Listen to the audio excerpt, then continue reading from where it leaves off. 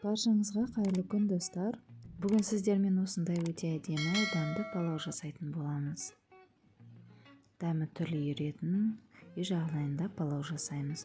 Ол үшін бізге қызып тұрған майға осылай алтын түстес болғанша пиязымызды қуырып аламыз.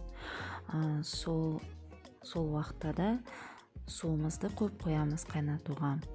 Енді пиязымыздың үстіне етімізді салып қуырып аламыз. Ары қарай күрішімізді жуып, таза су болғанша қайта жуып дайындап қоямыз. Етіміздің үстіне тұзын салып, дәмін береміз. Етіміз жартылай дайын болғанда сәбізімізді салып, қуырып, үстінен күрішімізді салып, тегістеп, біркелкі болғанша қоямыз. Одан кейін тұзымызды, дәмдеуіштерімізді сеуіп, осы кезде сарымсақ салсаңыздар да болады. Дәмін беріп, суын біркелкі қылдырып құясыздар.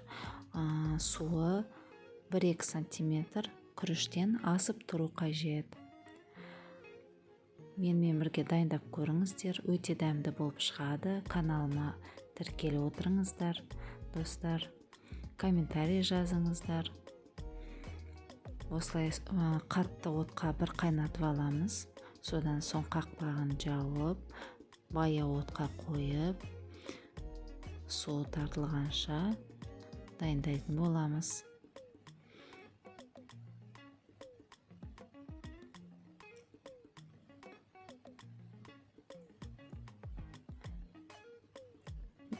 Күрішіміз, палауымыз осылай пісті, төгіліп тұр.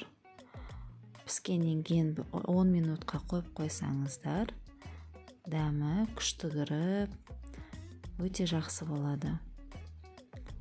Енді осы кезде салат дайындасаңыздар, корей салатын, немесе айчичук салатын,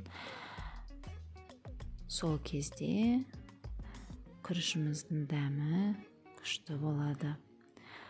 Қалауларыңызша ас көк немесе көк пияз сепсеңіздер, асымыз әдемі дәмді болып шығады. Менімен бірге дайындап көріңіздер, каналыма тіркеліп отырыңыздар. Менімен бірге болғандарыңызға рахмет.